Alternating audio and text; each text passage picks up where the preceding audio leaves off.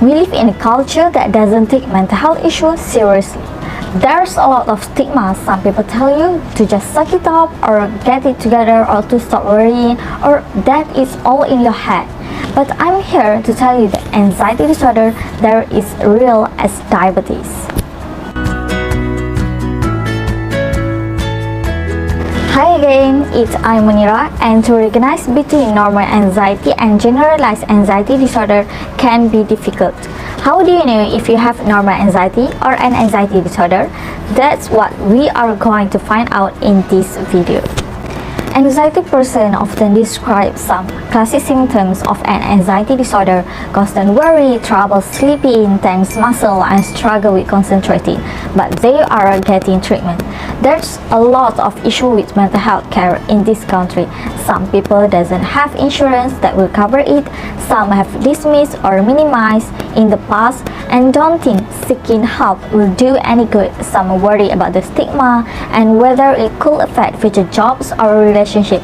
But severe anxiety is moral or personal failing is a health problem, just like strep throat or diabetes. It needs to be treated with the same kind of seriousness.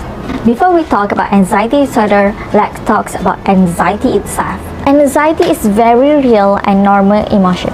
We feel in a stressful situation. It's related to fear, but while fear is a response to an immediate threat that quickly subsides, anxiety is a response to uncertain threat that tends to last much longer. It's all part of the threat detection system which all animals have to some degree to help protect from predators. Anxiety starts in the brain of amygdala, a pair of almond-sized nerve bundles that allow other areas in the brain to be ready for defensive action.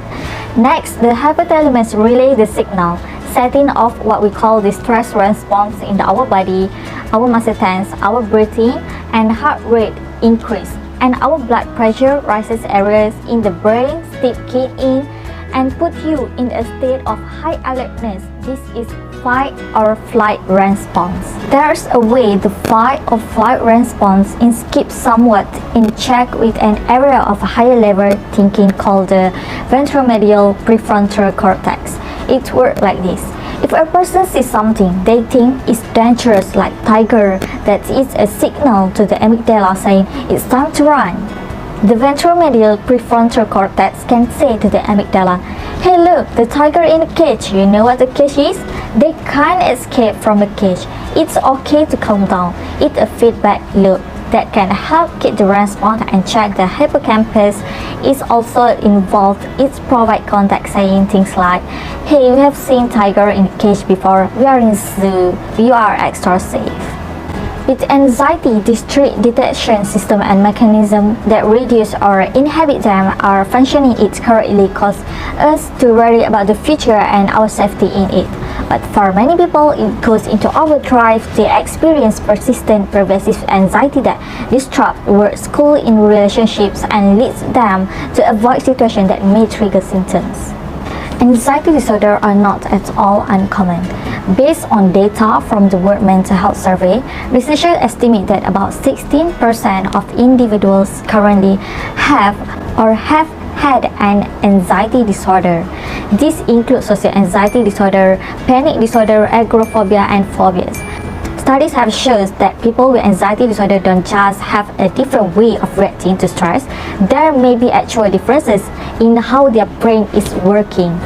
The good news is that there's treatment for anxiety and that you don't have to suffer. Remember, this isn't about weakness. It's about changing brain pattern, and research shows that our brain have the ability to reorganize and form new connections all throughout our life. A good first step is to do the basic. Eat a balanced diet, exercise regularly, and get plenty of sleep, as your mind is part of your body.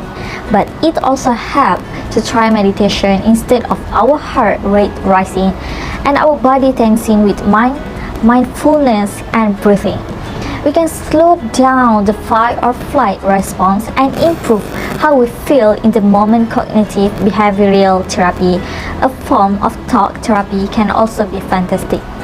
High blood pressure and diabetes, they can be treated or managed over time, and the same is true for an anxiety disorder too.